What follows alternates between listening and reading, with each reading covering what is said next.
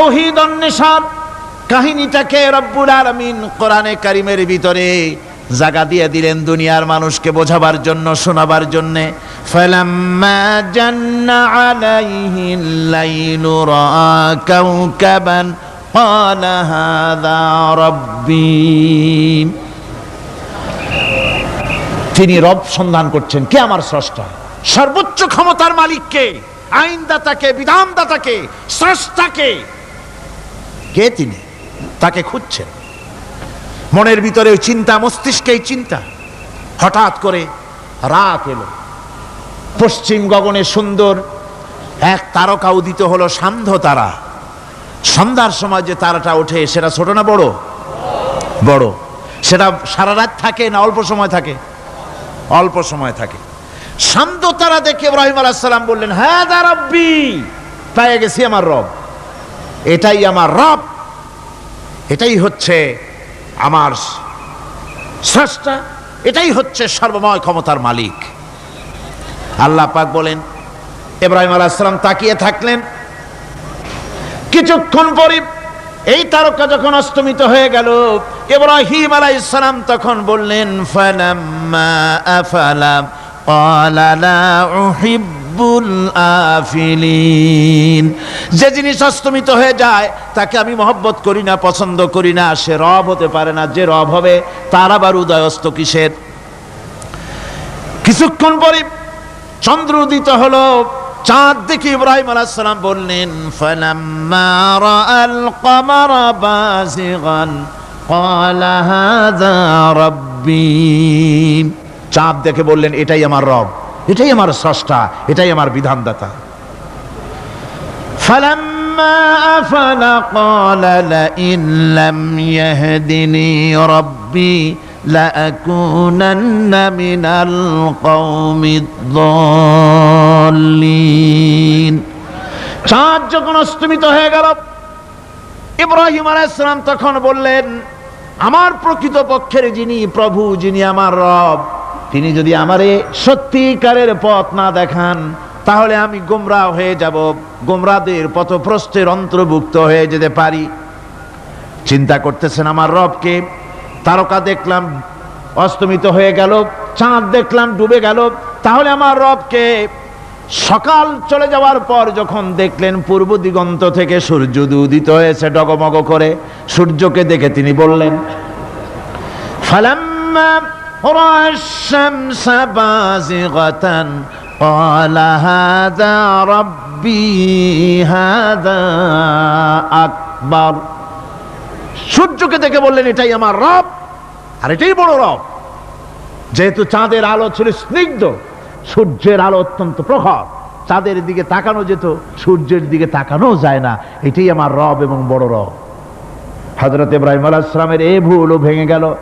সন্ধ্যার আগমনে সূর্য যখন অস্তমিত হয়ে গেল, ইব্রাহিম আলাইহিস সালাম তখন ঘোষণা করলেন, ফালাম্মা আফালাত ক্বালা ইয়া কওমি ইন্নী বারিউম মিম্মা তুশরিকুন।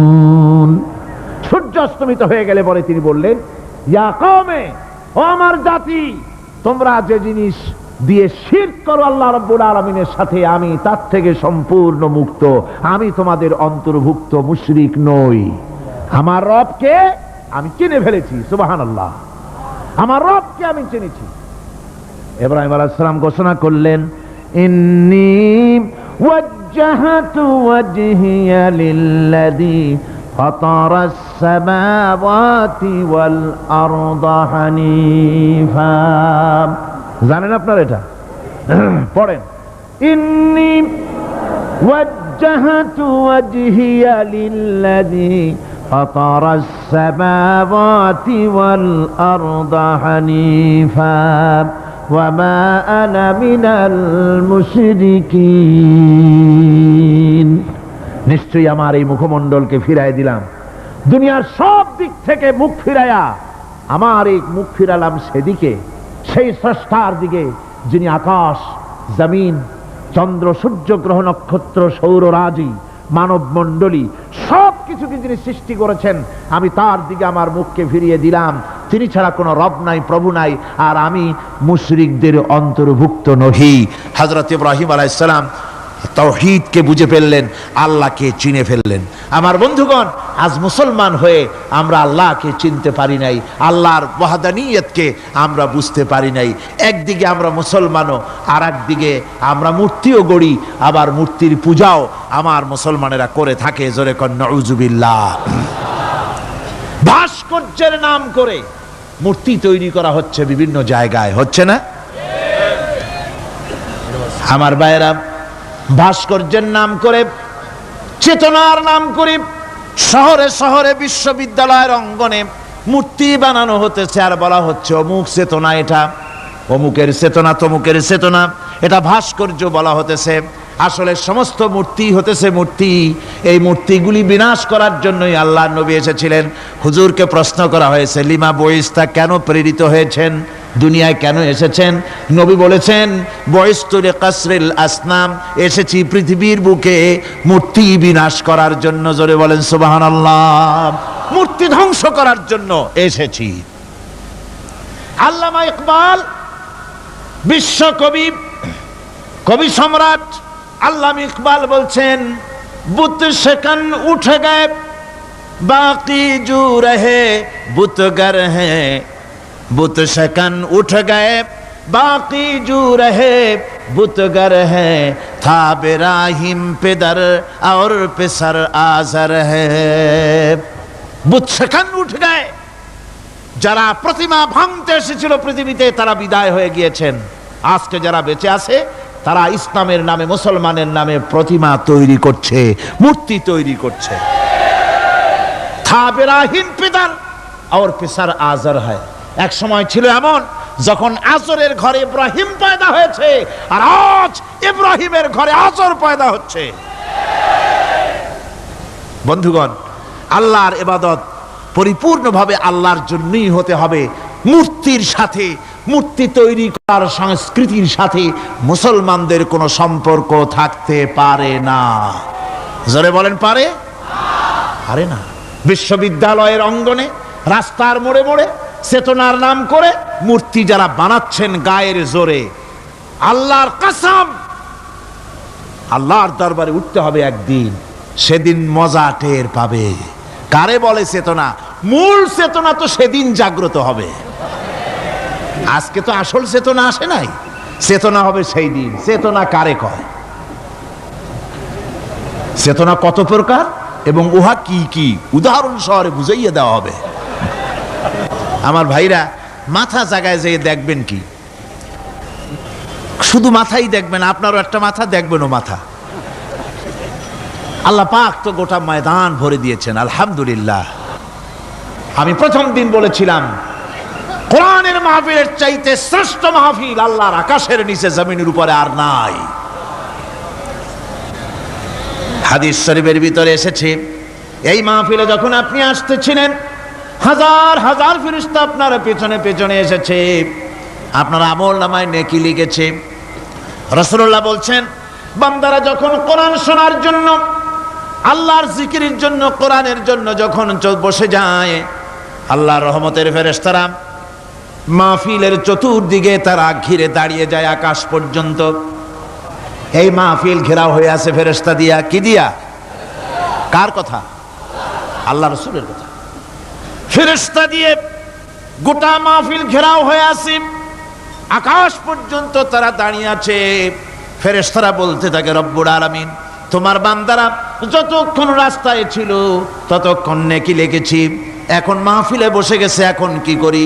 আল্লাহ পাক বলেন, আমার ফেরেশতারা, আমার বান্দারা যতক্ষণ মাহফিলে বসে থাকবে, ওদের প্রত্যেক শ্বাস এবং প্রশ্বাসের বিনিময়ে 10-10 করে নেকি লিখতে থাকো। প্রত্যেকটি শ্বাস প্রশ্বাসের বিনিময়ে নেকি লেখা হচ্ছে। সুবহানাল্লাহ। আপনারা পাড়ায় জান্নাতে বসে আছেন। মাজালিসুল ইলম হিয়া রাউদাতুম মিন রিয়াদিল জান্নাহ, এটা জান্নাতের টুকরায় আপনারা বসে আছেন। জোরে কোন সুবহানাল্লাহ। কারো বাপের কথা বলা হচ্ছে না, কার্ল মার্কসের কথা নয়, লেনিনের কথা নয়, পৃথিবীর কোন মানুষের কথা নয়, কথা হচ্ছে আমার আল্লাহর কথা। কার কথা? আর হচ্ছে তার হাবিব বিশ্বনবী জনাবি মুহাম্মদ রাসূলুল্লাহ সাল্লাল্লাহু আলাইহি ওয়াসাল্লামের কথা। আমার ভাইয়েরা, সুতরাং তাওহীদকে বুঝতে হবে, বিশ্বাস করতে হবে, তাওহীদের উপরে জীবন গড়তে হবে। তাওহীদ হচ্ছে বিশ্ব মানবতার জন্য ঐক্যের প্রতীক। তাওহীদই পারে বিশ্ব মানবতাকে ঐক্যবদ্ধ করতে, আর কোনো জিনিসই পারে না। আল্লাহ রাব্বুল আলামিন এমন রহমান, এমন দয়াবান, এমন মেহেরবান, যারা তার ইবাদত করে, যারা তাকে স্বীকার করে, আল্লাহ বলে তাকে যারা সেজদা দেয়, আল্লাহ পাক তাদেরকেও দেন। আর যারা আল্লাহকে অস্বীকার করে, আল্লাহ রাব্বুল আলামিনকে মানে না, তার গুণাবলী কি স্বীকার করে না, তার অস্তিত্ব স্বীকার করে না, তারপরেও আল্লাহ রাব্বুল আলামিন কোন নাফরমান বান্দাকেও রহমত থেকে বঞ্চিত করেন না। সে যেই হোক, বেনামাজি হোক, মুরতাদ হোক, নাস্তিক হোক, তারপরে আল্লাহর অনুগ্রহ থেকে সে বঞ্চিত থাকে না। কথা ঠিক কিনা? বরং এটাই আমরা দেখি, নামাজি, দিনদার, পরেজগার মানুষ তার বরং কম থাকে, সে বরং কম পায়। বাড়ি নাই, ঘর নাই, কলকারখানা নাই, আর নামাজ রোজা করে না, হজ যাকাত করে না, আল্লাহর সাথে বিরোধিতা করে, আল্লাহরে মানেই না, বলে দেয়ার ইজ নো গড, স্রষ্টা বলতে কেউ নাই। এই ড্রিঙ্ক অ্যান্ড বি মেরি, এই হচ্ছে তাদের থিওরি, তাদের দর্শন, তাদের ফিলসফি। এই জাতীয় লোকগুলি বরং দেখা যায় তারা ক্ষমতা পায়, বাড়ি হয়, গাড়ি হয়, কল হয়, কারখানা হয়, সম্মান পায়। এটা কেন? এর কারণ হচ্ছে আল্লাহ রাব্বুল আলামিন এই পৃথিবীর কোনো মূল্য দেন না। এই পৃথিবীর মূল্য যদি আল্লাহ পাকের কাছে একটা মশার দানার তুল্য যদি হতো, আল্লাহ পাক বিদ্রোহীদেরকে, কাফেরদেরকে এক ঢোক পানি আল্লাহ পাক গিলতে দিতেন না। এবার চিন্তা করেন, আল্লাহর ব্যাপারে যে দৃষ্টান্তটা দেওয়া হয়েছে, দৃষ্টান্তটা কত গুরুত্বপূর্ণ। মশার দানার তুল্য, মশার দানার তুল্য এই পৃথিবীর দাম নাই আল্লাহর কাছে। আপনাকে যদি কেউ 10 লক্ষ মশার দানা বহু কষ্ট করে জোগাড় করিয়া যদি কেউ দেয়, তাহলে আপনি কয় টাকা দিয়ে কিনবেন? 4 পয়সা দিয়েও, একজনে বলছে 4 পয়সাও দিবে না। তাহলে বোঝেন এর কোনো মূল্য নাই। একটা মশার দানার তুল্য মূল্য আল্লাহ পাক এই পৃথিবীর দেন না, যার কারণে অবারিত উন্মুক্ত হস্তে আল্লাহ পাক সমস্ত মানুষের জন্য, প্রাণী জগতের জন্য তিনি করুণা করেছেন সকলকে। এই করুণাময় রহমান আল্লাহ পাক, তিনি গুনাহগারদেরকে, যারা আল্লাহ পাকের ফরমাবরদারি করতেছে, তাদেরকে সকলকে আল্লাহ পাক সমানভাবে তার জিনিসগুলিকে তিনি দিয়ে দিচ্ছেন। এটা হচ্ছে রহমান। আর রহিম হচ্ছে, হাদিস শরীফে বলা হয়েছে, আর রহমানুদ দুনিয়া ওয়াল আখিরা, আর রহিম ও রহিমুল আখিরা। মোমেন রহমান তো শুধু আল্লাহ পাক দুনিয়া এবং আখিরাতের জন্য, আর রহিম শুধুমাত্র আখিরাতের জন্য। আবার কোন কোন আয়াতে বলা হয়েছে যে আল্লাহ পাক দুনিয়ার মানুষের জন্য রহিম। একটি আয়াতে ভাবে বলা হয়েছে, হুয়াল্লাযী ইউসাল্লি আলাইকুম ওয়া মালাইকাতুহু লিয়ুখরিজাকুম মিনাজ যুলুমাতি ইলান নূর ওয়া কানা বিল মুমিনিনা রহিমা। সে আল্লাহই তোমাদের প্রতি রহম করেছেন, রহমত নাজিল করেছেন, এবং তার ফেরেশতাগণ এই উদ্দেশ্যে যে তোমাদেরকে তিনি অন্ধকার থেকে আলোর দিকে বের করে নিয়ে আসবেন। আর তিনি হচ্ছেন মুমিনদের জন্য রহিম, অত্যন্ত দয়াবান। আরবি ভাষায় আর রহমান অন্তর্জগতের এমন একটি নম্র উচ্ছ্বাসিত অবস্থার প্রতি ইঙ্গিত করে,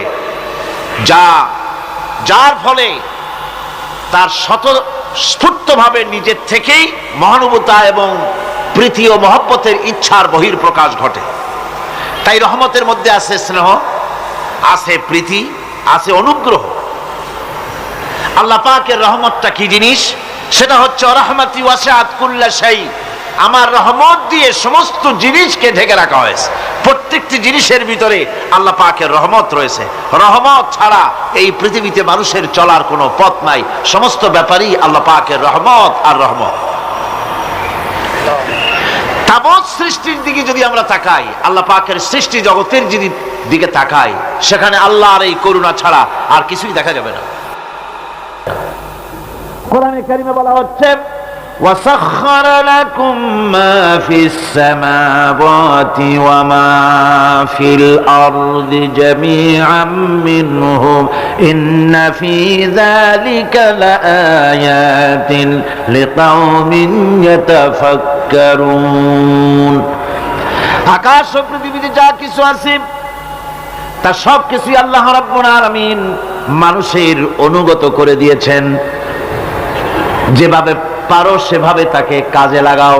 সমস্ত জিনিসকে আল্লাহ পাক মানুষের অনুগত করে দিয়েছেন, তার খেদমতের জন্য, তার কাজের জন্য তৈরি করেছেন, মানুষের কাজের জন্য। সাখারা শব্দ দিয়ে বোঝানো হয়েছে সকল বস্তুই মানুষের অনুগত, মানুষ যেন তা দিয়ে তার নিজের কাজ সম্পাদন করতে পারে। অন্য আয়াতে বলা হয়েছে আল্লাহুল্লাযী খালাকাস সামাওয়াতি ওয়াল আরদা ওয়া আনজালা মিনাস সামাই মাআন ফাআখরাজা বিহি মিনাস সামারাতি রিজকান লাকুম ওয়া সাখখারা লাকুমুল ফুলকা লিতাজরি ফিল বাহরি বিআমরিহি ওয়া সাখখারা লাকুমুল আনহার। আল্লাহ রাব্বুল আলামিন তিনি আকাশ সৃষ্টি করেছেন, জমিনকে সৃষ্টি করেছেন এবং আকাশ থেকে পানি বর্ষণ করেছেন, তা দিয়ে ফসল উৎপাদন করেছেন। এই ফসলের পিছনে আল্লাহ পাকের কি বিরাট রহমত কাজ করতেছেন আপনি লক্ষ্য করেন। কাদার ভিতরে, কর্দমাক্ত জমিনের ভেতরে আপনি বীজ বপন করেছেন। কর্দমাক্ত জমিনের ভেতরে বীজ বপন করে বাড়ি গিয়ে আপনি ঘুমিয়ে আছেন। আল্লাহ পাকের রহমত, তার কুদরত, ওই বীজ থেকে পাতা উদ্গত করে দিয়েছেন, শিকড় মাটির ভেতরে চলে গিয়েছে, পাতাগুলি নরম, সবে পাতাগুলি গজিয়েছে, সূর্যের তাপে পাতা মুষড়ে পড়ে গিয়েছে। বিকেল বেলায় সারাদিন সূর্যের প্রখর তাপ লেগেছে। মানুষকে খাওয়াবার জন্য আল্লাহ রাব্বুল আলামিনের কি বিরাট রহমত কাজ করতেছে লক্ষ্য করুন। রাতের বেলায় আল্লাহ পাক শিশির বিন্দু নাজিল করে দেন, কণা কণা শিশির বিন্দু ওই মুষড়ে যাওয়া পাতার উপরে পড়ে গিয়ে সারা রাত এভাবে সুন্দর ঠান্ডা বাতাস আর শিশির বিন্দু যত্ন করে করে মুষড়ে যাওয়া পাতাটিকে সকালবেলা পর্যন্ত তরতাজা, সজীব আর প্রাণবন্ত করে দেন। এরপরে গাছ বড় হলো, তার ভিতরে রব্বুল আলামিন ধান দিলেন, গম দিলেন, এভাবে করে যত্ন করে তার শুরু থেকে শেষ পর্যন্ত প্রত্যেকটি গাছকে খাদ্য ব্যবস্থাকে আল্লাহ রব্বুল আলামিন নিজ যত্নে, নিজ কুদরতে, আপন রহমতে সবগুলিকে লালন পালন করে মানুষের হাতে তুলে দিলেন। মানুষকে আল্লাহ পাক সর্বশ্রেষ্ঠ মর্যাদা দান করেছেন, যার কারণে আল্লাহ পাক বলেছেন ওয়ালাকাদ কাররামনা বানি আদম, আদম সন্তানকে আমি সম্মান দিয়েছি, মর্যাদা দিয়েছি। আর সেই মর্যাদা দেওয়ার কারণে যত খাদ্য তার সামনে পেশ করেছি, আল্লাহ পাক আপন রহমতে সব খাদ্যগুলিকে প্যাকেট করে বান্দাদের সামনে হাজির করে দিয়েছেন।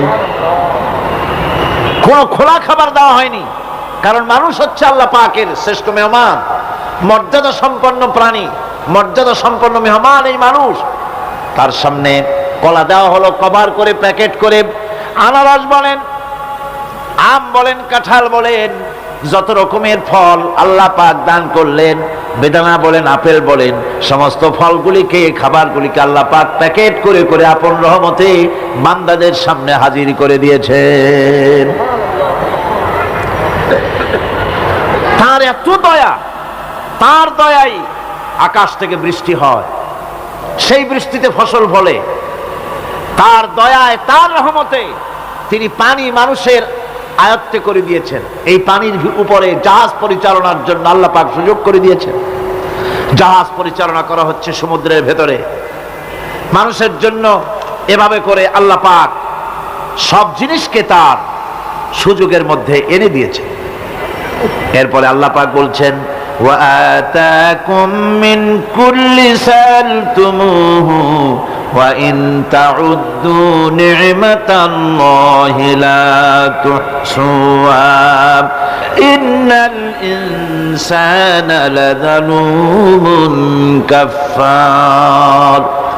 আল্লাহ পাক বলেন, তোমাদের প্রতি আল্লাহ পাকের দয়া, তার রহমত, তার করুণা এত বেশি, তোমাদের সকল চাহিদা তিনি পূরণ করেছেন, কোনো চাহিদা বাকি রাখেন নাই। গতকাল বলেছি, রব হচ্ছেন তিনি প্রয়োজন মাফিক চাওয়ার আগে যিনি প্রয়োজন মিটিয়ে দেন, তার নাম হলো রব। আমাদের চাওয়ার আগে আমাদের যা কিছু প্রয়োজন আল্লাহ রাব্বুল আলামিন সব সাপ্লাই করেছেন। যেরকম সুবহানাল্লাহ। ওই আল্লাহ পাক বলেন, وَإِن تَعُدُّوا نِعْمَةَ اللَّهِ لَا تُحْصُوهَا। বান্দারে, আমার নিয়ামত যদি গণনা করো, গুনতে গুনে গুনে গুনে আমার নিয়ামতকে গুনে শেষ করতে পারবা না।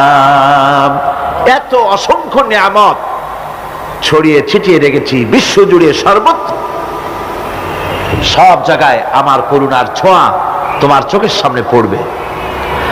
الذي جعل لكم الأرض مهدا وجعل لكم فيها سبلا لعلكم تهتدون। আল্লাহ পাক যিনি জমিনকে, এই পৃথিবীকে তোমাদের জন্য বিছানার মতো বিছায় দিয়েছেন, আর বিচরণের জন্য সমতল পথ তৈরি করে দিয়েছেন। এই পৃথিবীটা তোমার জন্য কি সুন্দর করে আল্লাহ পাক একটা গালিচার মতো করে বিছায় দিয়েছেন, সবুজ ঘাস তাতে রয়েছে। এই পৃথিবীর মাটি আল্লাহ পাক মানুষের জন্য কি সুন্দর ঘাটিতে পরিণত করে দিয়েছেন। এই মাটির আল্লাহর রহমতটা দেখুন, একদিকে মাটি নরম, আবার এমন নরম নয় যে 10 তলা 20 তলা 50 তলা বিল্ডিং করলে পরে এর ভারের চোটে ভিতরে ঢুকে যাবে, এরকম নরম নয়। যেখানে যতটুকুন প্রয়োজন ফসল ফলাবার জন্য বৃষ্টি দিয়ে মাটি নরম করে ফসল ফলাবার ব্যবস্থা করা হয়। আবার বিল্ডিং তৈরি করার জন্য মাটি যেমন শক্ত হওয়া দরকার তেমন শক্ত আল্লাহ পাক করে দিয়েছেন। এখন তো 130, 35, 40 তলা পর্যন্ত, তারও বেশি তলা বিল্ডিং তৈরি হচ্ছে। আমি 135 পর্যন্ত উঠেছি আমেরিকায়, 135 তলা বিল্ডিং। এটা উঠতে 39 সেকেন্ড লাগে মাত্র। এখন এদের লিফটটা কি পাওয়ারফুল চিন্তা করেন, সা করে একটা শব্দ হয় আর আপনি দেখছেন যে 135 তলার ছাদের উপর উঠে গেছে। নিচের দিকে তাকাইলে মানুষগুলো ছাগলের ছাওয়ার মতো এতটুকু এতটুকু দেখা যায়, গাড়িগুলো পিঁপড়ার মতো দেখা যায়। এগুলি নতুন নতুন প্রযুক্তির মাধ্যমে তৈরি করা হচ্ছে। এখন এই বিশাল বিল্ডিং, এত ওজন, এই ওজন ধারণ করার জন্য মাটিকে আল্লাহ পাক ভারসাম্য, শক্তির ভারসাম্য দান করেছেন। এটাকে আল্লাহ পাক নরমও করেছেন আবার শক্তও করেছেন। এই মাটি, এই পৃথিবী আমাদের জন্য বিশাল এক নিয়ামত আল্লাহ পাক করে দিয়েছেন, ফসল ফলাবার জন্য, চলাফেরার জন্য। আবার এই মাটি যেন আপনাকে নিয়ে নড়াচড়া করতে না পারে। মাঝে মাঝে ভূমিকম্প হয় না? পৃথিবীতে ভূমিকম্প জোন যেগুলি আছে সেগুলি হচ্ছে Japan, China, turkey, Iran, America, এরকম বিভিন্ন দেশে ভূমিকম্পের জোন, এগুলি ভূমিকম্প এলাকা। আমাদের এসব দেশে ভূমিকম্প কম হয়, তবে ইদানিং একটু একটু শুরু হয়েছে। আল্লাহ যেন এই ভূমিকম্পের গজব থেকে আমাদেরকে বাঁচান। এত আস্তে আমিন বললেন কেন? কি মারাত্মক ভূমিকম্প, কি মারাত্মক ভূমিকম্পের অনুভূতি আমার নাই। সামান্য একদিন একটু টের পাইছিলাম রাতে ঘুমের মধ্যে, আর কোনোদিন আল্লাহ যেন টের না পাওয়ান। কিন্তু ভূমিকম্প আমি চোখে দেখেছি, ভূমিকম্প আমি চোখে দেখেছি। গত 2 বছর আগে আমেরিকা যখন আমাকে প্রোগ্রাম দিল, তখন ওয়াশিংটনে মহাশূন্য গবেষণাগারের একটা অডিটোরিয়াম আছে, সেই অডিটোরিয়ামে আমাকে নেওয়া হলো দেখাবার জন্য। অন্তত 5000 লোক বসতে পারে সেখানে, বিরাট স্ক্রিন, সেই স্ক্রিনে ভূমিকম্পের ছবি দেখানো হবে। মাত্র 1 বছর আগে লস অ্যাঞ্জেলেসে ভূমিকম্প হয়েছিল, সেই ভূমিকম্প দেখানো হবে। এটা পাওয়ারফুল ক্যামেরা দিয়ে স্যাটেলাইট থেকে এই ছবিগুলি তোলা হয়েছে। ভূমিকম্প যখন ওঠে, যখন ভূমিকম্প শুরু হয় তখনকার ছবি। আমি দেখতে লাগলাম ভূমিকম্প শুরু হয়েছে, নদীর ভিতরে, সমুদ্রের ভিতরে যেভাবে এরকম ঢেউ হয়, মাটির ভিতরে এরকম ঢেউ হচ্ছে। সমস্ত গাছপালা শুয়ে পড়তেছে, 4 তলা 5 তলা 6 তলা রাস্তা সেদেশে, এক একটা রাস্তা ডিমের মামলেটের মতো জড়িয়ে পেঁচিয়ে যাচ্ছে। আমি আল্লাহু আকবার বলে চিৎকার দিয়ে উঠেছি। আমি কোথায় বসে আছি সে খেয়াল আমার ছিল না, আমি আল্লাহু আকবার বলে চিৎকার দিয়ে উঠেছি। মাটির মধ্যে ঢেউ হচ্ছে, বাড়িঘর ভেঙে চুরমার হয়ে যাচ্ছে, গাড়িগুলি রাস্তার ফাঁকে ফাঁকে, শত সহস্র গাড়ি চ্যাপ্টা হয়ে ভর্তা হয়ে যাচ্ছে। আল্লাহ পাক কি প্রচন্ড ক্ষমতার মালিক! তিনি রহমত করে এ জমিনকে সুন্দর স্থিতি স্থাপক, একটা স্থিতিশীলতা করে দিয়েছেন। এই পৃথিবী যেন আমাদের নিয়ে নড়াচড়া করতে না পারে, সেজন্য আল্লাহ পাক পাহাড় সৃষ্টি করেছেন। চট্টগ্রামে পাহাড় আছে না? রাঙামাটি, খাগড়াছড়ি, বান্দরবান পাহাড় আছে না? আছে। লোকেরা এই পাহাড়ের উপকারিতা বোঝে না, সমানে পাহাড় কাটে। যারা পাহাড় কাটেন তারা আত্মঘাতী কাজ করেন, তারা পৃথিবীর মানুষের ক্ষতি করেন। পাহাড় আল্লাহ পাক তৈরি করেছেন। আল্লাহ কোন জিনিস খেলতামাশার জন্য তৈরি করেন নাই। গতকাল এই আয়াতটি আমি পড়েছিলাম, আল্লাযীনা ইয়াযকুরুনা আল্লাহা কিয়ামান ওয়া কুউদান ওয়া আলা জুনুবিহিম ওয়া ইয়াতাফাক্কারুনা ফি খালকিস সামাওয়াতি ওয়াল আরদ রব্বানা মা খালাকতা হাযা বাতিলা। নিরর্থক করে আল্লাহ পাক কোন জিনিসকে তৈরি করেন নাই। আল্লাহ পাক এই পাহাড় সৃষ্টি করেছেন জমিনের ভারসাম্য রক্ষা করার জন্য। সেই পাহাড়গুলি কাটতেছে মানুষ সমানে, গাছ কাটতেছে সমানে, এতে করে প্রকৃতির ভারসাম্য নষ্ট হয়ে যাচ্ছে। এগুলি সব আল্লাহ পাকের রহমত, সবগুলি আল্লাহ পাকের নিয়ামত। খালি খালি আল্লাহ কিচ্ছু তৈরি করেন নাই। ব্যাংকগুলারে জনমের মতো খাইয়া, ব্যাংকের ব্যবসা করে, চীনের কাছে ব্যাংক বিক্রি করে এখন বাংলাদেশ মহাবিপদে পড়েছে। এখন ব্যাংক কোথায় পাওয়া যায় তাই তালাশ করে, কারণ এই ব্যাংকের উপকারিতা আগে জানা ছিল না। এত কীটনাশক ওষুধ ছড়ানো লাগতো না। কীটনাশক ওষুধ ছড়িয়ে জমিনের উর্বরা শক্তির 12টা বাজানো হচ্ছে। আল্লাহ পাক আপন কুদরতে, আপন রহমতে অসংখ্য ব্যাংক তৈরি করে দিয়েছিলেন, যাতে করে অতিরিক্ত পোকামাকড় গুলিয়েরা ধরে ধরে খাইয়া ফেলে। আল্লাহ পাকের এগুলি কিভাবে নষ্ট করা হলো, আর এখন কীটনাশক ওষুধ দিয়ে সর্বনাশ করা হলো। আর কীটনাশক ওষুধ আনা হচ্ছে ভারত থেকে, ইন্ডিয়া থেকে। ভারত থেকে কীটনাশক ওষুধ আর সার জানা হচ্ছে, তা দিয়ে বাংলাদেশের মাটির উর্বরা শক্তি আরো নষ্ট হচ্ছে। আপনারা জিজ্ঞেস করবেন চাষীদের কাছে কিভাবে নষ্ট হচ্ছে জমিন। সুতরাং আল্লাহ পাক খেল তামাশার বিষয়বস্তু করে কিছুই তৈরি করেন নাই, সবগুলিকে আপন রহমতে তৈরি করেছেন মানুষের সৃষ্টি জগতের জন্য, যার দ্বারা মানুষ উপকৃত হতে পারবে। এর জন্য তিনি হচ্ছেন রহমান। বলেন তিনি কি? রহমান। আল্লাহ রাব্বুল আলামিন জমিন সৃষ্টি করলেন, পাহাড় দিলেন, গাছপালা তরুলতা তৈরি করে দিলেন। এরপরে আল্লাহ পাক বলছেন, তাকিয়ে দেখো সমুদ্রের দিকে, ওয়া হুয়াল্লাযী সাখখারাল বাহরা লিতাকুলু মিনহু লাহমান তারিয়্যান ওয়া তাস্তাখরিজু মিনহু হিলিয়াতান তালবাসুনাহা। সমুদ্রের দিকে লক্ষ্য করে দেখো, এই সমুদ্রকে তোমাদের অনুগত করে দিয়েছি। এর মধ্যে রয়েছে তাজা মাছ মাংস রয়েছে, এর ভিতরে রয়েছে তোমাদের পরিধানের অলংকার আদির জন্য মূল্যবান সম্পদ রাখা হয়েছে সমুদ্রের মধ্যে। বিজ্ঞানীরা বলেছেন পৃথিবীর উপরিভাগে যা আছে মাটির তলায় তার থেকে অনেক বেশি বেশি মূল্যবান জিনিস আছে।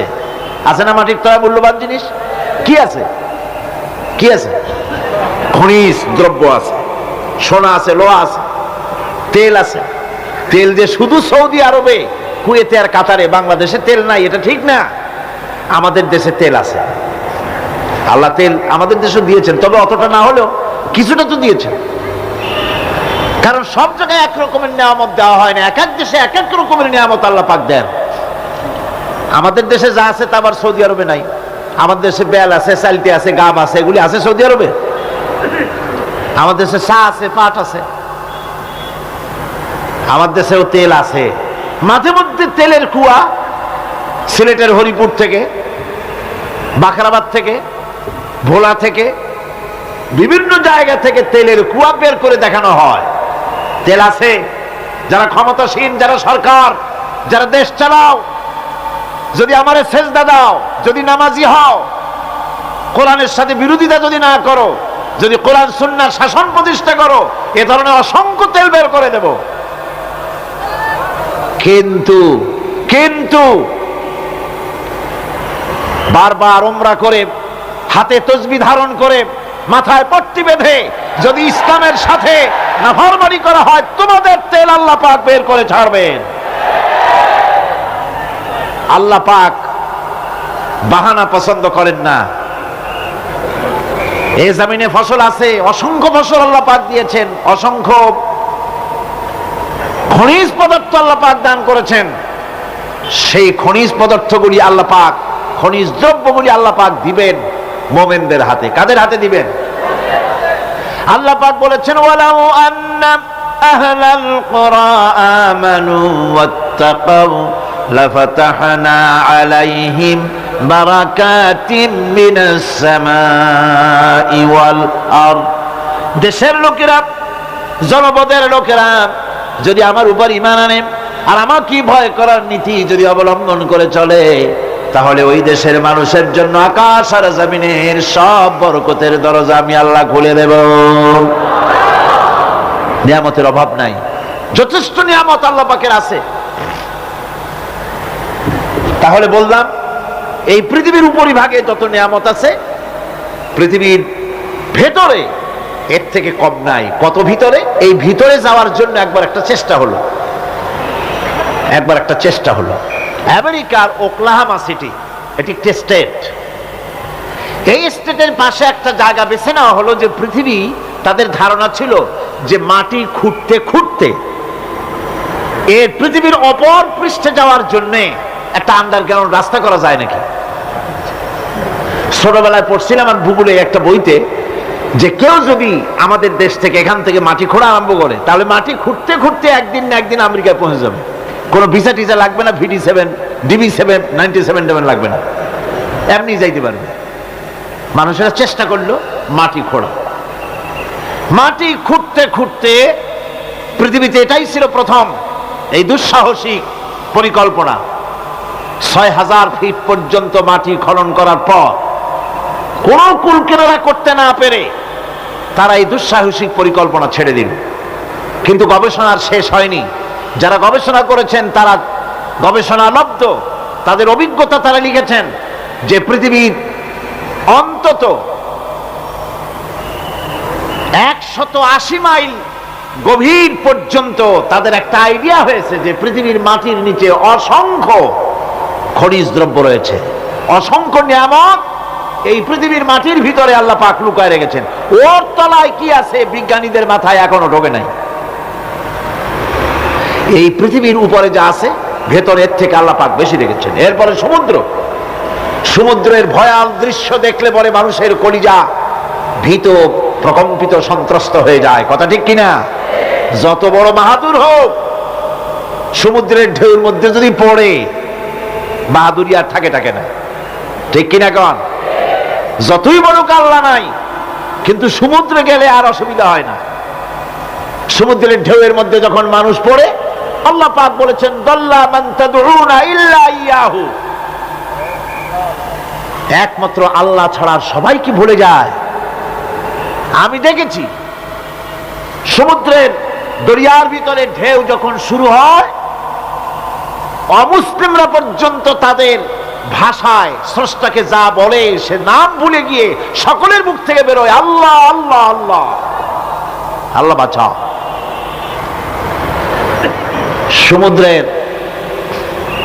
সমুদ্র বিরাট রহস্য, একটি বিরাট রহস্য।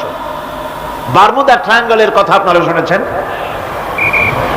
বারমুদা ট্রায়াঙ্গলটা কি, এটা এখনো বিজ্ঞানের কাছে স্পষ্ট হয়নি।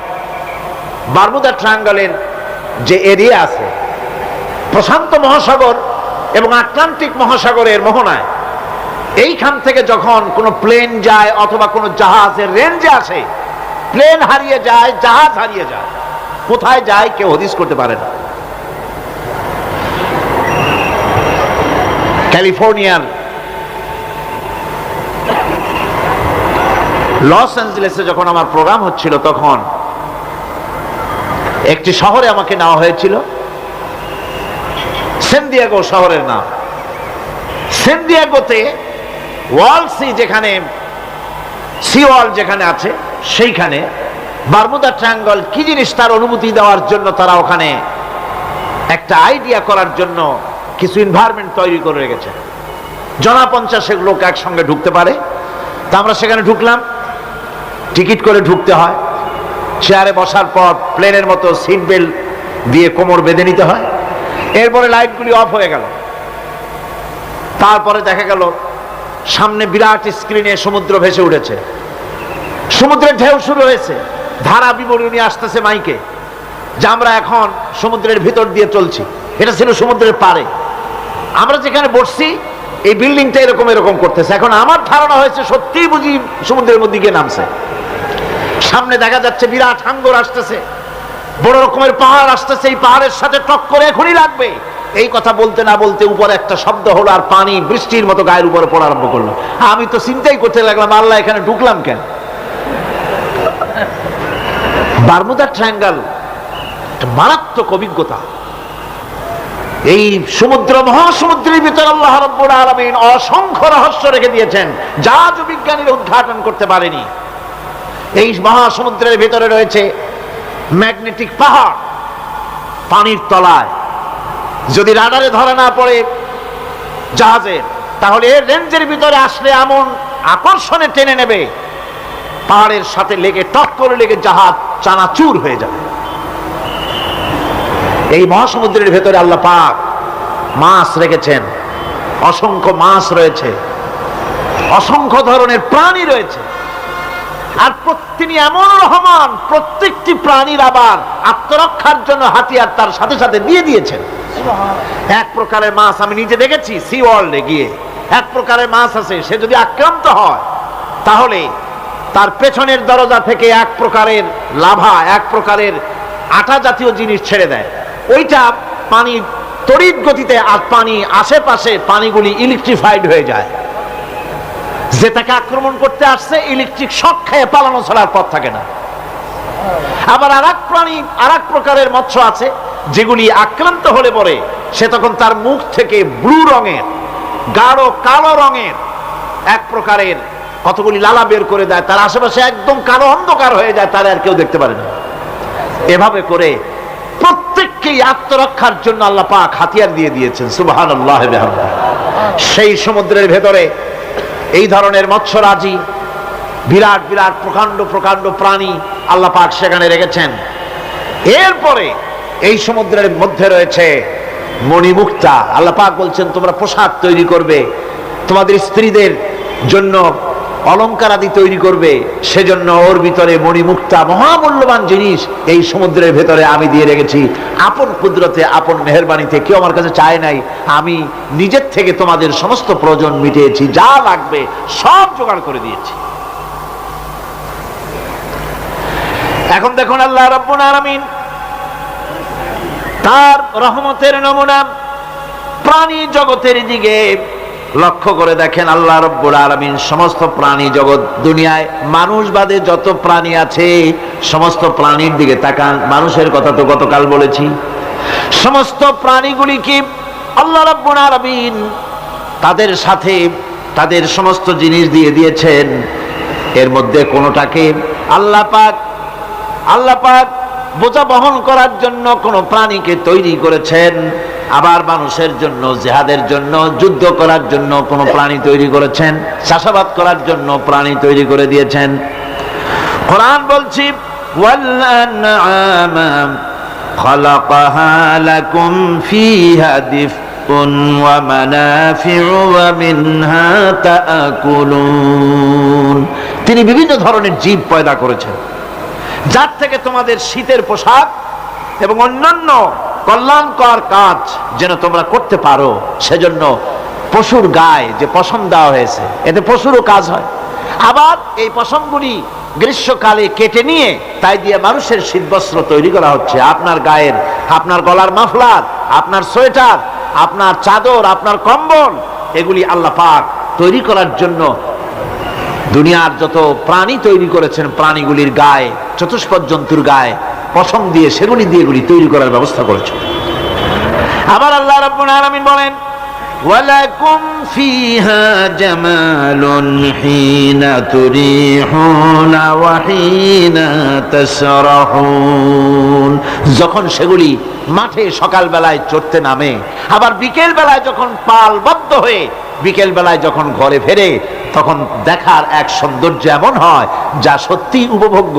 লক্ষ্য করে দেখবেন, এগুলি শহরে কম দেখা যায়, গ্রাম্য অঞ্চলে মাঝে মধ্যে যাবেন, গ্রামের লোকই আপনারা অধিকাংশ এখানে আছেন, আপনারা দেখবেন সকাল বেলায় যখন পালে পালে গরু, ছাগল, মহিষ ইত্যাদি যেতে থাকে, সকাল বেলায় সূর্য যখন উঠে সেই সময় যখন এগুলি যেতে থাকে, তখন তার দেখার একটা দৃশ্য দারুণ লাগে।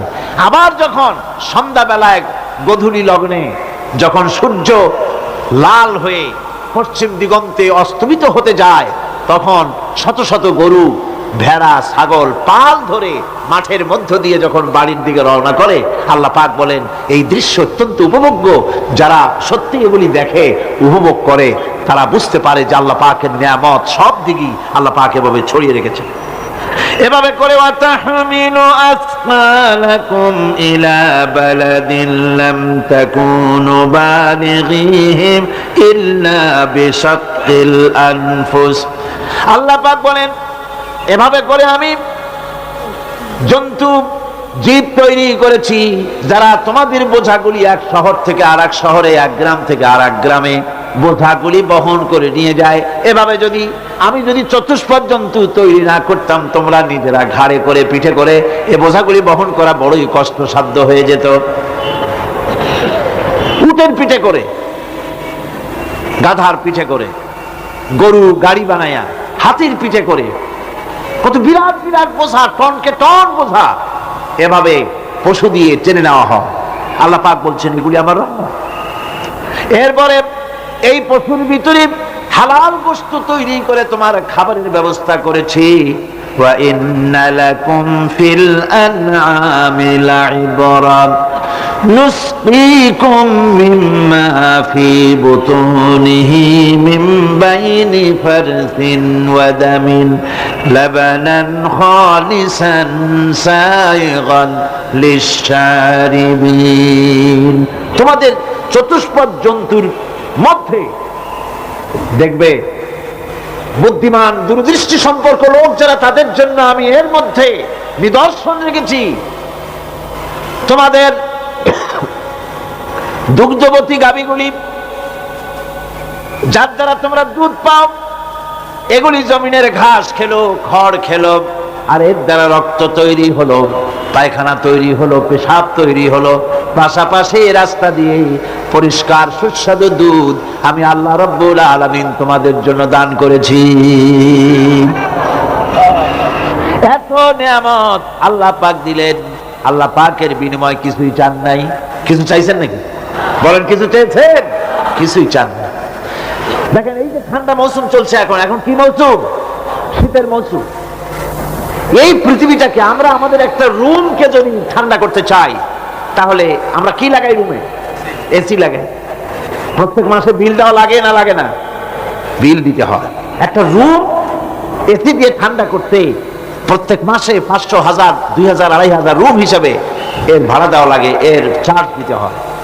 এত বড় বিশ্বটা আল্লাহ পাক ঠান্ডা করে ফেলেছেন। কত বড় এসি প্লান্ট আল্লাহ পাকের, সুবহানাল্লাহ। কত বড় এসি আল্লাহ ছেড়ে দিয়েছেন। এখন ডিজেল জ্বালায় আগুন তৈরি করেন, কাঠ জ্বালায় আগুন তৈরি করেন। পৃথিবীর মানুষের হাতে আগুন জ্বালাবার, উত্তাপ সৃষ্টি করার যত রকমের টেকনোলজি আছে, সব যদি একত্রিত করা হয়, সূর্য প্রতি সেকেন্ডে যে তাপ বিকিরণ করে পৃথিবীর জন্য, সারা পৃথিবীর সমস্ত মানুষ এক জায়গায় হইয়া কিয়ামত পর্যন্ত প্রচেষ্টা করিও ওই 1 সেকেন্ডের তাপ তৈরি করতে পারবে? পারবে না। সুতরাং আল্লাহ রাব্বুল আলামিন তিনি বিরাট নিয়ামত রেখেছেন সব জিনিসের মধ্যে। এই নিয়ামতগুলি বুঝতে হবে, এগুলি বুঝতে হবে।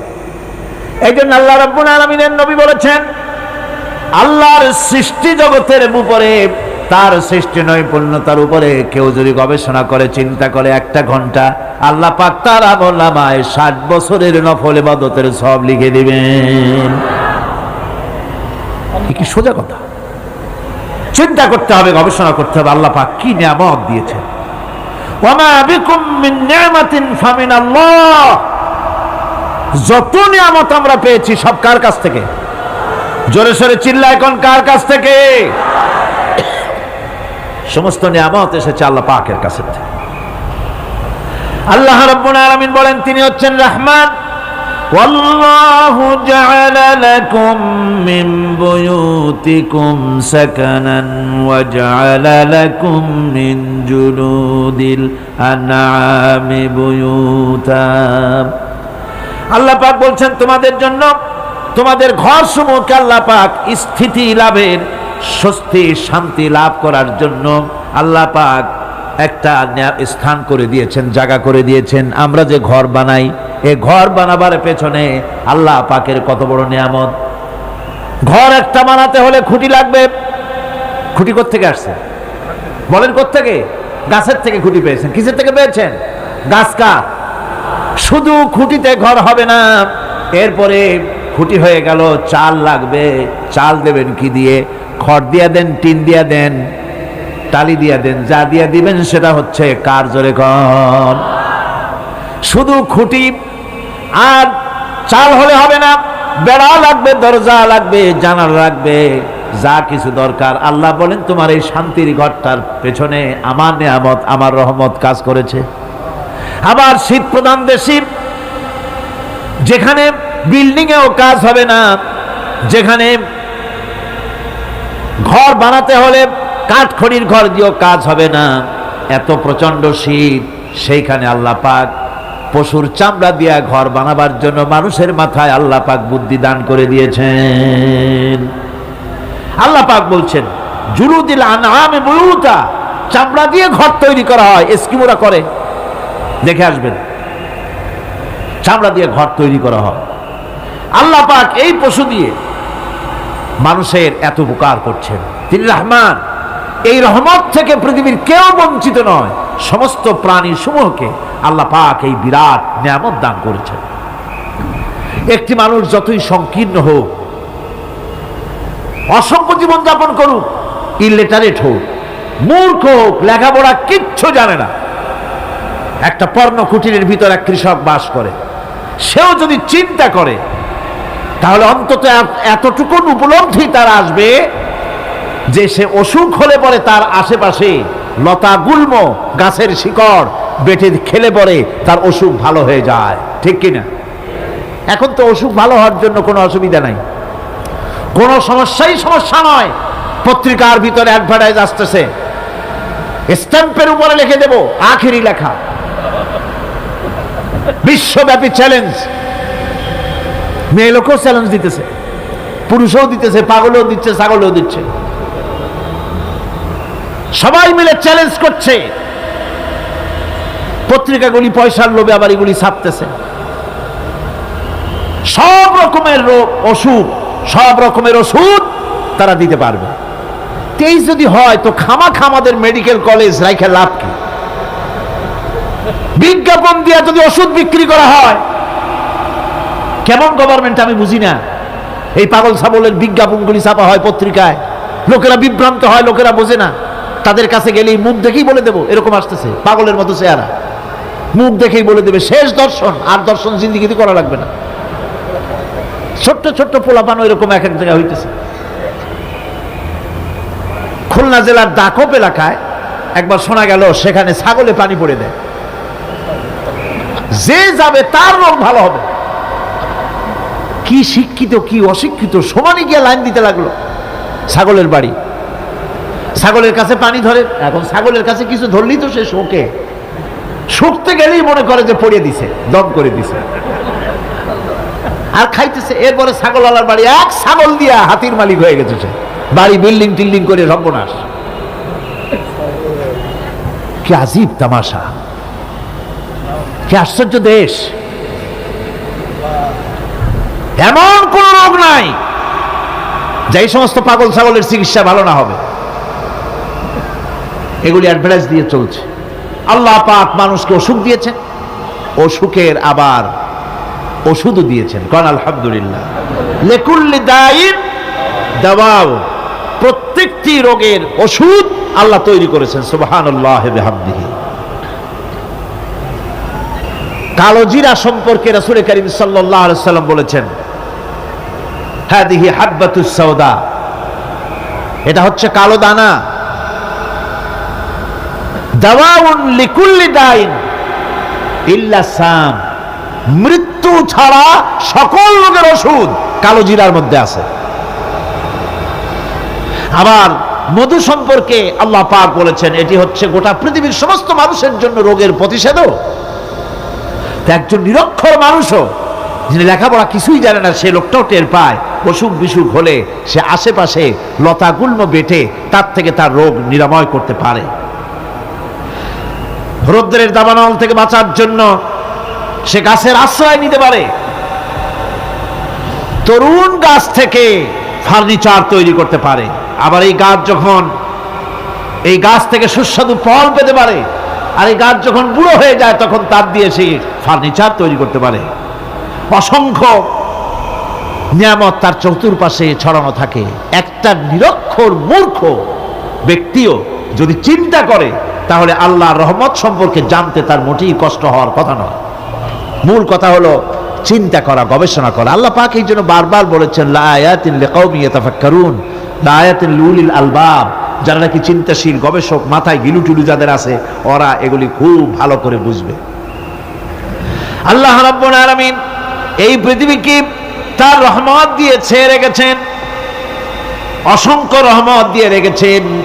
আর তার রহমত সৌন্দর্য বিবর্জিত নয়, তার রহমত দিয়েই সব সুন্দর হয়ে সাজিয়ে গুছিয়ে আল্লাহ পাক তৈরি করেছেন।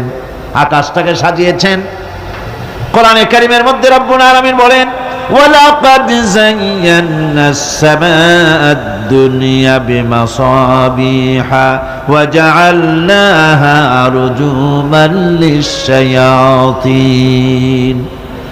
এই দুনিয়ার আকাশখানিকে তারকা প্রদীপ দিয়া সাজায় রেখেছি মনের মতন। দেখো তুমি তাকাইয়া, এই পৃথিবীটাকে, এর আকাশটাকে সুসজ্জিত করা হয়েছে।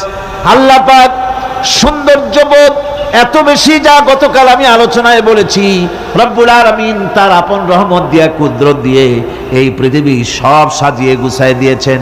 আল্লাহ পাক বলছেন ইন্না ফি খালকিস সামাওয়াতি ওয়াল আরদি ওয়া ইখতিলাফিল লাইলি ওয়ান নাহার লাআয়াতিন লিউলিল আলবাব। নিঃসন্দেহে এই পৃথিবী যারা জ্ঞানবান, যারা চিন্তাশীল, তারা আকাশ এবং জমিনের সৃষ্টির ব্যাপারে চিন্তা করবে, রাত এবং দিনের পরিবর্তনের ব্যাপারে তারা গবেষণা করবে। রাত দিনের পার্থক্য মানুষের জীবনকে পদ্ধতিগত দিক থেকে দুই ভাগে বিভক্ত করেছে, একটা হচ্ছে দিন আর একটা হচ্ছে রাত। وَجَعَلْنَا اللَّيْلَ لِبَاسًا وَجَعَلْنَا النَّهَارَ مَعَاشًا। আল্লাহ পাক বলেন, আমি দিনকে রুজি রোজগার করার জন্য, কামাই রোজগার করার জন্য দিন তৈরি করেছি, আর আরাম করার জন্য আমি রাতকে তোমাদের জন্য আচ্ছাদন করে দিয়েছি, তোমাদের জন্য রাতকে আরাম করার জন্য করে দিয়েছি। দিনের বেলায় কাজ করবে, রাতের বেলায় আরাম করবে। ঘুম আল্লাহর একটি নিয়ামত। ঘুম আল্লাহর কি? আল্লাহর এক বিরাট নিয়ামত। সারাদিন কাজ করার পর মানুষ যখন ঘুমায় যায়, সারাদিনের ক্লান্তি এবং শ্রান্তি সব শরীর থেকে দূর হয়ে যায়। সকালবেলায় আবার কাজ করার জন্য শরীর প্রাণবন্ত আর সজীব হয়ে যায়। এই ঘুম যার হয় না, সেই বুঝতে পারে কি নিয়ামত সে হারায়। আল্লাহ পাক যেন সারা জীবন যতটুকুন ঘুমের স্বাস্থ্যের জন্য আমাদের প্রয়োজন, আল্লাহ যেন এই নিয়ামত থেকে আমাদেরকে বঞ্চিত না করেন। আমরা বলি আমিন। ঘুমের জন্য মানুষ ঘুমাইতে না পারলে পাগল হয়ে যায়। কি বিরাট নিয়ামত এই ঘুম আল্লাহ পাক মানুষকে দিয়েছে। আমার বন্ধুগণ, এভাবে করে আল্লাহ রাব্বুল আলামিন মানুষের একঘেয়েমি দূর করার জন্য সকাল করেছেন, দুপুর করেছেন, বিকেল করেছেন, সন্ধ্যা করেছেন, রাত করেছেন, ঘুমাবার ব্যবস্থা করেছেন, কামাই রুজির ব্যবস্থা করে দিয়েছেন, রুজি রোজগার করার ব্যবস্থা করেছেন। সবকিছু তিনি রহমান বলে, তিনি দয়াবান বলে মানুষের সব প্রয়োজন আল্লাহ পাক মিটিয়ে দিয়েছেন। আল্লাহ সুবহানাহু ওয়া তাআলা তিনি বলছেন, আমার রহমতেই পৃথিবীর মাটি থেকে তোমাদের ফসল উৎপাদিত হয়। তোমরা দেখো, আফারাআইতুম মা তাহরুসুন আআনতুম তাজরাউনাহু আম নাহনুজ জারিউন। জমিন থেকে ফসল কে উদ্গত করে?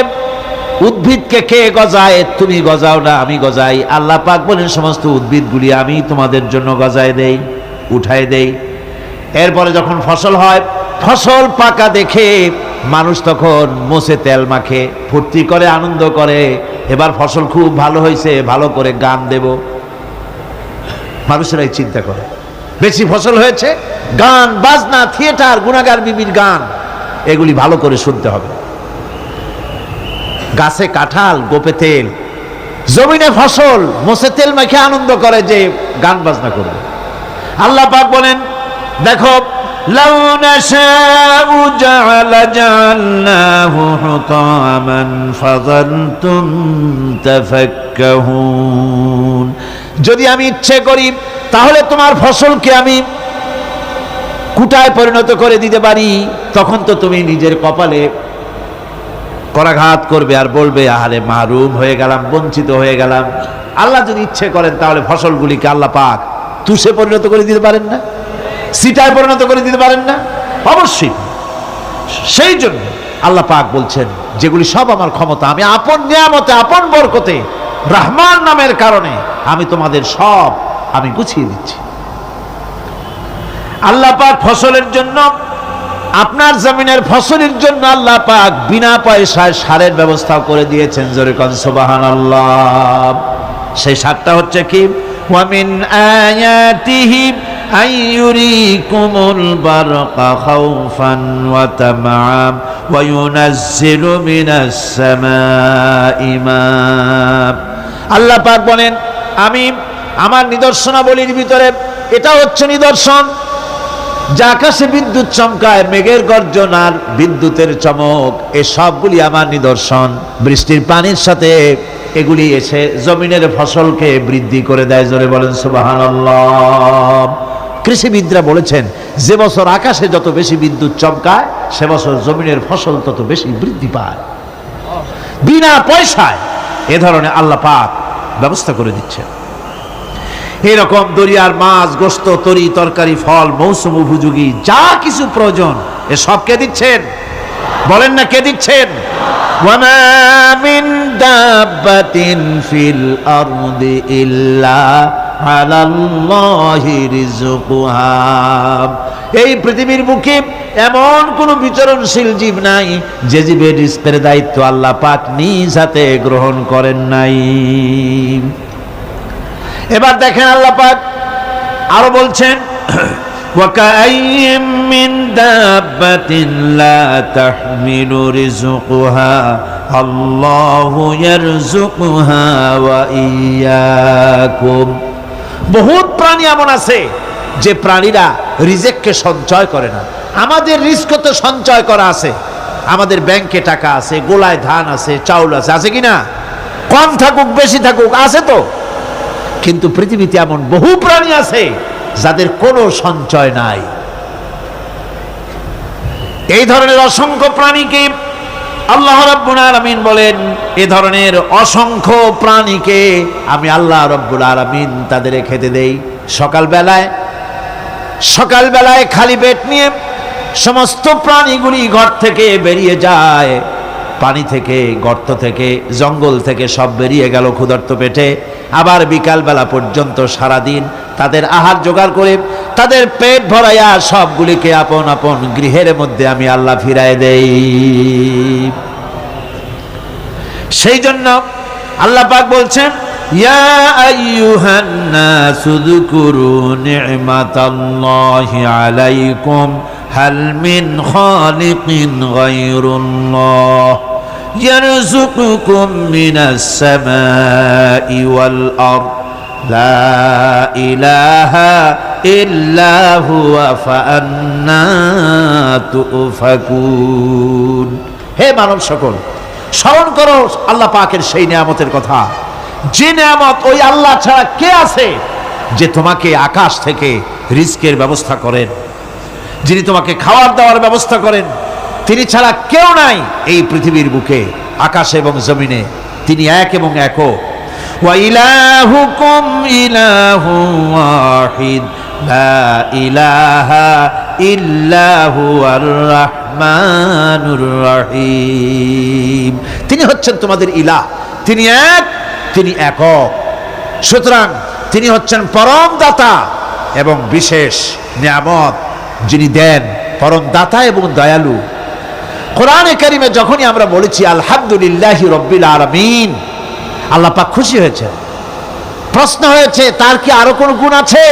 জবাবে বলেছি আর রহমানির রহিম, তিনি পরম দাতা, তিনি দয়ালু। সুবহানাল্লাহি ওয়া বিহামদিহি, তিনি রহিম। পরকালে কিয়ামতের ভয়াবহ দিনে বান্দার জন্য তিনি রহিম হবেন। দুনিয়ায় তো অবারিত উন্মুক্ত হস্তে সকলকে দিচ্ছেন, আর কিয়ামতের দিন আল্লাহ পাক রহিম হবেন তার বান্দাদের জন্য। কোরআন বলছে তিনি হচ্ছেন রহমান, মানুষের জন্য তিনি রহমত দেন। তার দয়া অফুরন্ত, এত দয়া যে তিনি যদি প্রত্যেক কথায় কথায় আমাদেরকে শাস্তি দিতেন তাহলে আমাদের বাঁচার কোনো পথ ছিল না। ঠিক কিনা কন? কোরআনে কারীমে আল্লাহ পাক বলেছেন, ওয়ামা আসাবাকুম মিন মুসিবাতিন ফাবিমা কাসাবাত আইদিকুম ওয়া ইয়াফু আন কাসীর। তোমাদের উপরে যত বিপদ আসে, সমস্ত বিপদগুলি তোমাদের হাতের কামাই করা, নিজেদের রোজগার করা, তোমাদের নিজেদের হাতের কামাই করা। ওই হাতের কামাই করার কারণে সেগুলির জন্য যে আযাব হওয়া উচিত ছিল আমি অনেকগুলি ক্ষমা করে দেই, সব তোমাদের হাতের কামাইয়ের জন্যই বিপদ হয়, আর অনেকগুলি তো আমি ক্ষমা করে দেই। কথায় কথায় যদি প্রত্যেকটা ব্যাপারেই শাস্তি দিতাম তাহলে পৃথিবীতে শ্বাস ফেলার সময় তোমরা পেতে না। আল্লাহ পাক হচ্ছেন সেজন্য রহমান, আর তিনি রহিম। কিয়ামতের দিনের জন্য এই পৃথিবীতে মানুষ গুনাহ করা স্বাভাবিক কিনা কন? সব মানুষই গুনাহ করে। এই গুনাহগার যত বড় গুনাহগার হোক না কেন, গুনাহগার যখন তওবা করে, তওবার অনুভূতি যখন আসে এবং সে যখন অনুশোচনা করে, তখন তার অপরিসীম দয়া সেই অনুশোচনাকে কবুল করে নেয়। অনুশোচনার এক বিন্দু অশ্রু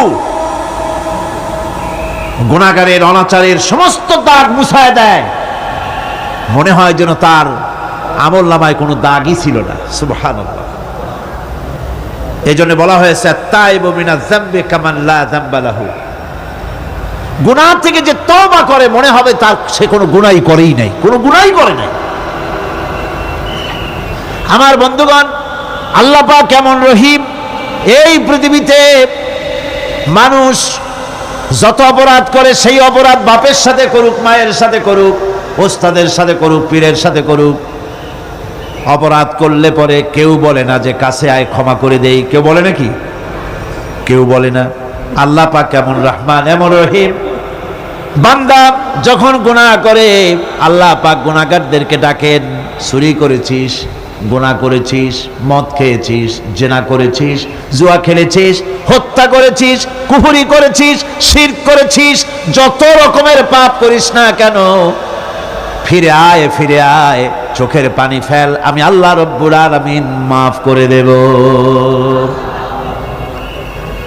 কোরআনে কারীম বলছে ইল্লা মান তাবা ওয়া আমানা ওয়া আমিলা আমালান সালিহান ফাউলাইকা ইউবাদদিলুল্লাহু সাইয়্যাতিহিম হাসানাতিন ওয়া কানাল্লাহু গফুরার রহিমা। কিন্তু যে ব্যক্তি তওবা করেছে এবং ঈমান এনে পরবর্তীকালে ভালো কাজ করেছে, তাদের মন্দ কাজগুলি আল্লাহ পাক ভালো কাজ দিয়ে বদলায় দিবেন। এত বড় একটা কথা শুনে সুবহানাল্লাহ মুখ থেকে বেরোলো না? গুনাহগার যত গুনাহ করেছে সে যদি তওবা করে, ওই সব গুনাহ যদি না করে, তার সাইয়্যাতগুলি আল্লাহ পাক হাসানাত দিয়ে বদলায় দিবেন। মানুষেরা চুরি করে, ডাকাতি করে, জেনা ব্যভিচার করে, যা কিছুই করে থানায় ধরা পড়ে।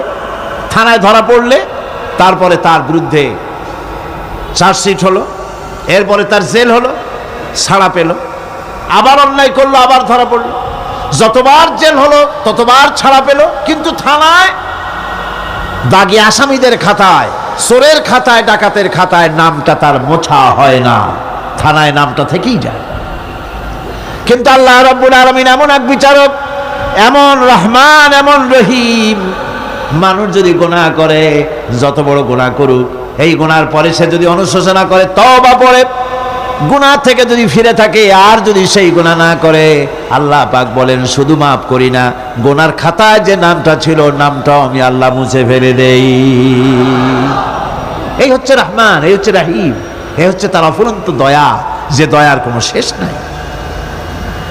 এক্ষেত্রে আল্লাহ রাব্বুল আলামিন তার দয়া ও ক্ষমার বিশাল ব্যক্তির কথা উল্লেখ করেছেন, যার কোনো সীমা নাই। কোরআনে কারীম বলছে قل يا عبادي الذين أسرفوا على أنفسهم لا تقنطوا من رحمة الله। হে আমার ওই সব বান্দাগণ যারা নাকি পাপাচার করে অশ্লীলতার মধ্যে নিমজ্জিত হয়ে নিজেদের জীবনকে নষ্ট করেছে, তোমার অনাচার যত কঠিন হোক, যত বেশি হোক, আমার রহমত থেকে নিরাশ হও না। সুবহানাল্লাহ। আমার রহমত থেকে নিরাশ হও না, যত বড় পাপ করে থাকো আমার রহমত থেকে নিরাশ হও না।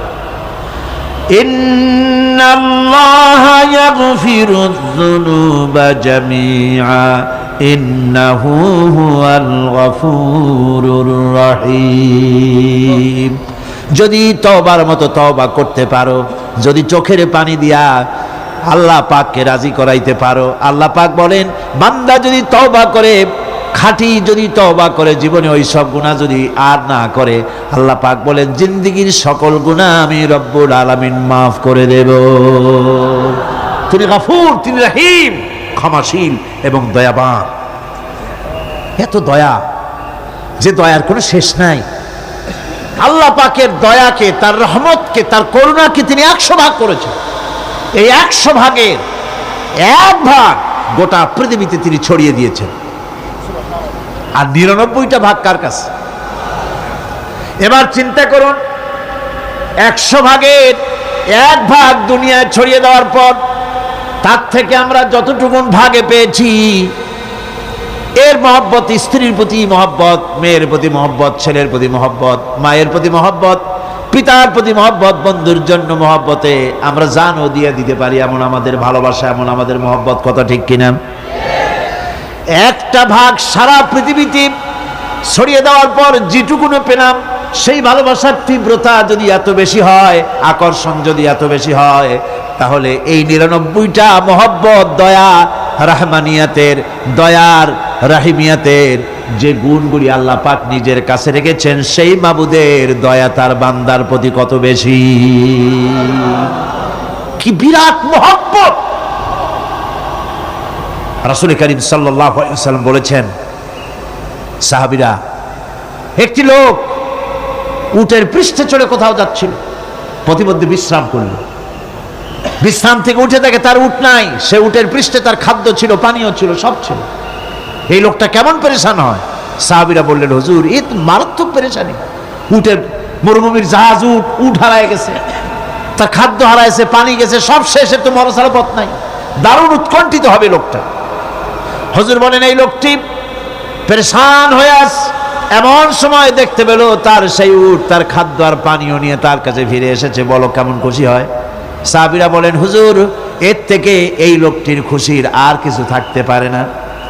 নবীজি বলেন, আমার সাহাবীরা শোনো, আল্লাহর কোন বান্দা যখন নাফরমান হয়ে যায়, আল্লাহ থেকে দূরে সরে যায়, আল্লাহ থেকে যখন এরাজ করে যায়, উঠারা ব্যক্তি উট পাওয়ার জন্য যেমন অবস্থা হয়ে যায়, আল্লাহ পাক তার বান্দার জন্য তেমন বোধ করেন।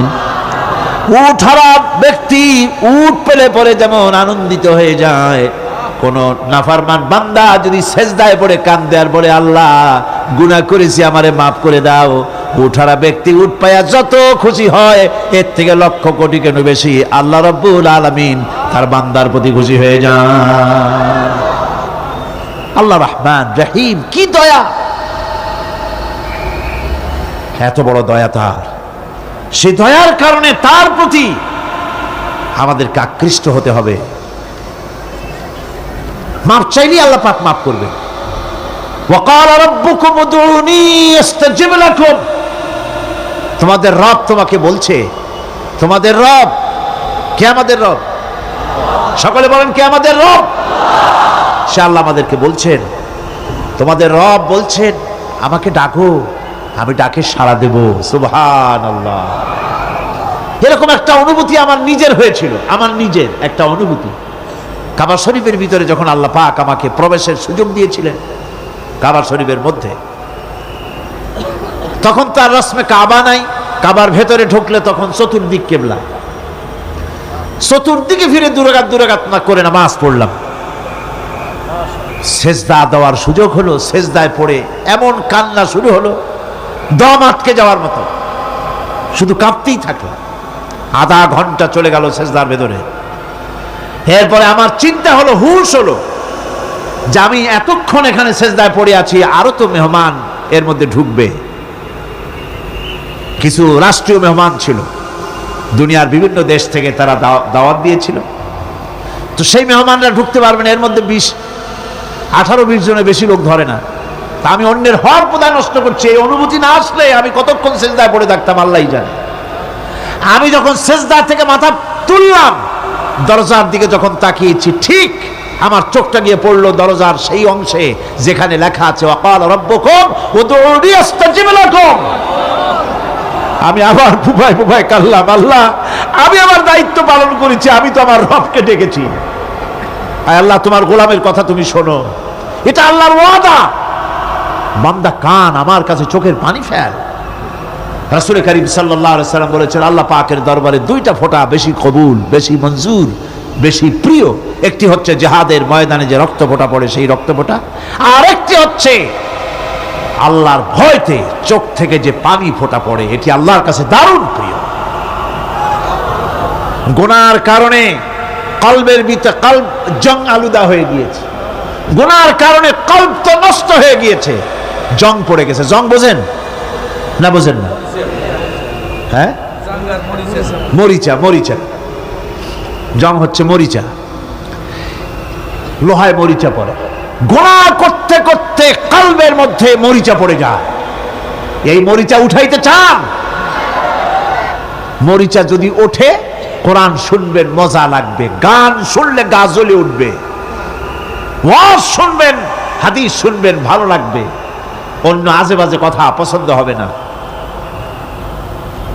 এই কলবের জং যদি উঠে যায়, কোরআন তেলাওয়াত করবেন মজা লাগবে, জিকির করবেন মজা লাগবে, নামাজ পড়বেন মজা লাগবে, আল্লাহ পাকের দরবারে হাত তুলবেন তো চোখ থেকে দরদর করে পানি বেরোতে থাকবে। চোখে পানি আসে না, কারণ কলব তো জাঙ্গালুদা হয়ে গিয়েছে, এটা মরিচা পড়ে গিয়েছে। আমি জিজ্ঞেস করতে চাই, কলবের এই জং, এই মরিচা কি আপনারা উঠাতে চান? সেই মরিচা যদি তুলতে চান, তাহলে চোখের পানি ছাড়া আর কিছুই নাই, আল্লাহ পাকের জিকির করতে হবে। আল্লাহ পাকের জিকির হচ্ছে জং উঠিয়ে দেওয়ার জন্য সবচাইতে বড় হাতিয়ার। আর চোখের পানিতে এই জংগুলি ধুয়ে মুছে আল্লাহ পাক সাফ করে দিবেন। কাঁদতে শিখুন, আল্লাহ পাকের দরবারে চোখের পানি ফেলতে চেষ্টা করুন।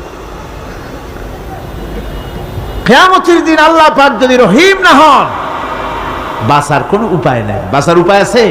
উপায় নেই। আল্লাহ যদি হিসাবের জন্য ধরেন কিয়ামতের দিন কাউকে, হিসাবের জন্য যদি ধরেন, তাহলে জাহান্নাম ছাড়া পথ নাই।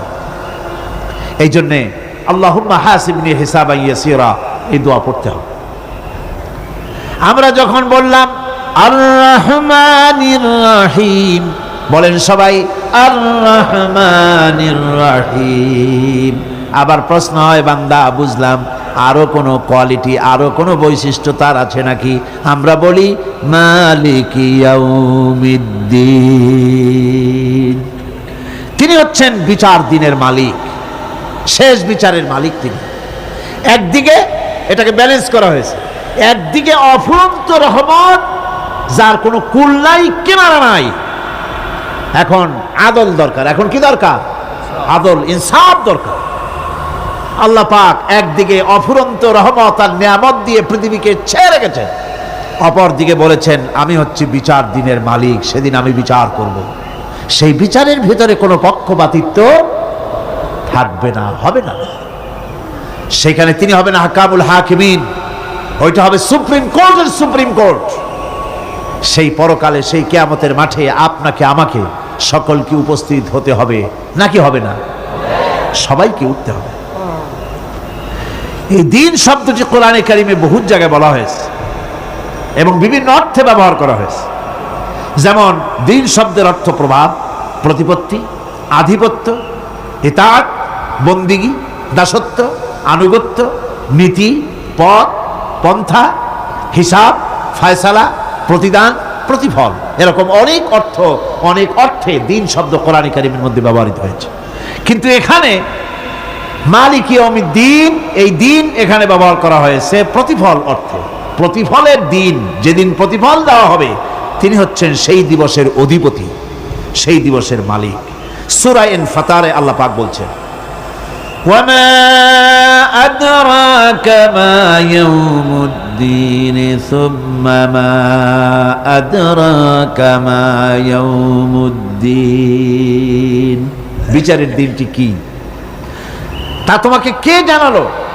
আবার জিজ্ঞেস করছি, তোমাকে কে জানালো বিচারের দিনটা কি?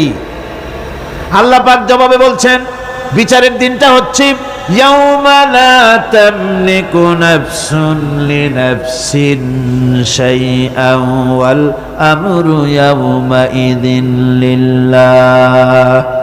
বিচারের দিন হচ্ছে এমন দিন যেদিন কেউ নিজেকে রক্ষা করতে পারবে না, কারো থেকে কেউ নিজেকে রক্ষা করতে পারবে না, নিজেকে কেউ নিজের জন্য কাউকে সাহায্যকারী পাবে না। সমগ্র ব্যাপারটি নিরঙ্কুশভাবে আল্লাহ রাব্বুল আলামিনের হাতে থাকবে। সেই দিনটার নাম কিয়ামত, সেটার নাম পরকাল, সেটার নাম হচ্ছে বিচারের দিন। যেদিন কর্তৃত্ব হবে কেবলমাত্র কার? আল্লাহ পাকের। সেই দিনটা হচ্ছে কর্মফল পাওয়ার দিন। লাহা মা কাসাবাত ওয়া আলাইহা মাকতাসাবাত। প্রত্যেক মানুষই সেই উপার্জন অনুসারে সেখানে ফল পাবে। যেমন কর্ম তেমন ফল পাবে, ব্যক্তি হিসাবে পাবে, দল হিসাবে পাবে। تلك أمة قد خلت لها ما كسبت ولكم ما كسبتم ولا تسألون عما يعملون। প্রত্যেক মানুষই তার উপার্জন অনুসারী ফল পাবে। যা সে পাবে তা নিজের উপার্জন ছাড়া আর কিছুই না, আর যে ফল পাবে সেটাও তার উপার্জন। সুতরাং কিয়ামতের দিন আল্লাহ মানুষের উপরে কোনো জুলুম করবেন না, অত্যাচার করবেন না। আল্লাহ পাক তো তার বান্দার জন্য জুলুমকারী নন, ঠিক কি না? আল্লাহ পাক বলছেন মান আমিলা সালিহান ফালিনাফসিহি ওয়া মান আসাআ ফাআলাইহা ওয়া মা রাব্বুকা বিযাল্লামিন লিল আবিদ। যে ব্যক্তি পুণ্য কাজ করলো সে নিজের কাজে নিজের স্বার্থেই তা করলো। আমরা যে নামাজ পড়ি এটা কি আল্লাহর স্বার্থ? কথা কন, আল্লাহর স্বার্থ? সারা পৃথিবীর সমস্ত মানুষ যদি আল্লাহরে সেজদা দেয় আল্লাহর ক্ষমতা আরো কিছু কালের জন্য বাড়বে নাকি? সমস্ত মানুষ যদি আল্লাহকে অস্বীকার করে, বিদ্রোহী ঘোষণা করে, বিদ্রোহ ঘোষণা করে, তাতে কি আল্লাহর ক্ষমতা শেষ হয়ে যাবে? নাউযুবিল্লাহি মিন যালিক। যেমন ছিলেন তেমনই থাকবেন। সুতরাং আমরা যা করি, আমরা নামাজ পড়ি নিজেদের জন্যে, আল্লাহকে খুশি করার জন্য, কিন্তু কল্যাণটা আমার। কল্যাণটা কার? আমার। রোজা, হজ, যাকাত, তেলাওয়াত যা করি সব আল্লাহকে খুশি করার জন্য, কিন্তু স্বার্থ পুরাটাই আমার, আমার কল্যাণের জন্যই আমি করি। এবং আল্লাহ হচ্ছেন তিনি তোমাদের রব। ওমা রব্বুকা বিযাল্লামিন লিল আবিদ। তোমাদের রব হচ্ছেন তিনি যিনি বান্দাদের উপরে কখনো অত্যাচার করেন না, জুলম করেন না, মেহেরবানি দিয়ে যিনি ছেয়ে রাখেন তিনি হচ্ছেন আল্লাহ পাক। সুতরাং সেই কিয়ামতের মাঠে আল্লাহ পাকের দরবারে আমাদের সকলকেই উঠতে হবে। আল্লাহ পাকের দরবারে আমাদের সামনে, আল্লাহ পাকের সামনে দাঁড়াতে হবে। সেদিন আমাদেরকে কেউ বাঁচাতে পারবে না। সেদিন আল্লাহ পাক এর দরবারে যেন আমরা আসামি না হই, সেজন্য এই পৃথিবীতে কোরআন অনুযায়ী আমাদের জীবন গড়তে হবে, সুন্নাহ অনুযায়ী জীবন গড়তে হবে। তাহলে পরকালে আল্লাহ পাকের কাছে নাজাত পাওয়া যাবে। বড় কঠিন জায়গা, বড়ই কঠিন জায়গা। আপনি ইউরোপে যান, আমেরিকায় যান, যেখানেই যান না কেন, বিদেশে গেলে সেখানে বন্ধু বান্ধব আছে, ফরেন কারেন্সি সংগ্রহ করে যেতে হয়। আর যদি বন্ধু বান্ধব না থাকে তাহলে ফরেন কারেন্সি তো সংগ্রহ করে নিয়ে যাবেনি, সেটা দিয়ে আপনার উপকার হবে। কিন্তু এমন একটা দেশে আমরা যাব, আমাদের সকলকে যেতে হবে। ওই দেশটার নাম কি? পরকাল। ওটার নাম কি? পরকাল। ওই পরকালে আমরা যে উঠবো, সেখানে কোনো আত্মীয় স্বজন মিলবে না। আল ইয়াউমা লা ইয়ানফাউ মালু ওয়ালা বানুন। ধন, সন্তান, সন্ততি, সম্পদ কোনো কাজে লাগবে না কিয়ামতের মাঠে। সেদিন আমাদের উঠতে হবে খালি হাতে। সেখানে উঠতে হবে, কোনো ফরেন কারেন্সি দিয়ে কাজ হবে না, বন্ধু বান্ধব মিলবে না, কারেন্সিও মিলবে না। এমন একটা কঠিন জায়গা যেখানে মাথার উপরে হবে প্রচন্ড সূর্যের কিরণ, পায়ের তলে হবে তামার মতো জমিন, সমস্ত মাঠ জুড়ে শুধু মানুষ চিল্লাবে, কাঁপতে থাকবে, চিল্লাইতে থাকবে, উলঙ্গিনী হয়ে কিয়ামতের মাঠে মানুষ আল্লাহর দরবারে উঠবে। হযরত আয়েশা সিদ্দিকা রাদিয়াল্লাহু তাআলা আনহা বলেছেন, হে রাসূল, তাহলে কি মানুষের শরম করবে না? হুজুর বললেন, শরমের অনুভূতি তো থাকবে না। মানুষ সব আকাশের দিকে, ঊর্ধ্বের দিকে তাকিয়ে থাকবে, ভয়তে অস্থির হয়ে যাবে, কেউ কারো দিকে তাকাবার সময় পাবে না। এমন একটা বিভীষিকাময়, এমন একটা বিরাট জায়গায়, কঠিন জায়গায় আমাদের সকলকে উঠতে হবে। যাওয়ার আগে আল্লাহ পাক স্মরণ করিয়ে দিচ্ছেন, সূরা ফাতিহা প্রত্যেক নামাজে আমাদের স্মরণ করিয়ে দেয়, তিনি শুধু রহমান রহিমই নন, তিনি মালিক ইয়াউমিদ্দিন। তিনি কিয়ামতের দিন মানুষের বিচার করবেন। সে বিচারের মধ্যে পক্ষপাতিত্ব থাকবে না। সে বিচারটা বড় কঠিন হবে। কারো পয়সা যদি মারেন, কারো হক যদি নষ্ট করেন, তাহলে প্রতিটা পয়সার জন্য 70 রাকাত কবুল নামাজের সওয়াব দিতে হবে কিয়ামতের মাঠে। বাঁচা যাবে না সেদিন, উপায় হবে না। আল্লাহ পাক যার প্রতি রহম করবেন তিনি ছাড়া আর বাঁচার কোনো পথ থাকবে না। সেই জন্য ওই পরকালের মাঠে কিয়ামতের দিন আল্লাহ পাকের দরবারে আমরা যেন আল্লাহর খাঁটি বান্দা হয়ে উঠতে পারি, এ জীবন যাপনের তৌফিক আল্লাহ পাক যেন আমাদের দান করেন। আমরা সবাই বলি আমিন। সকলে বলেন আমিন।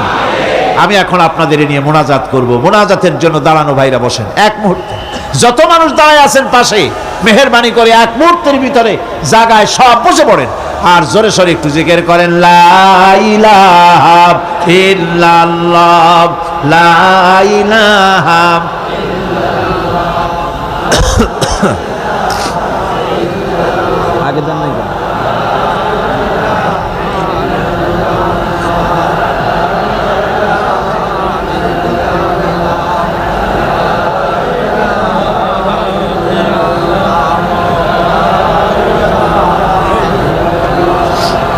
লা ইলাহা ইল্লাল্লাহু মুহাম্মাদুর রাসূলুল্লাহ।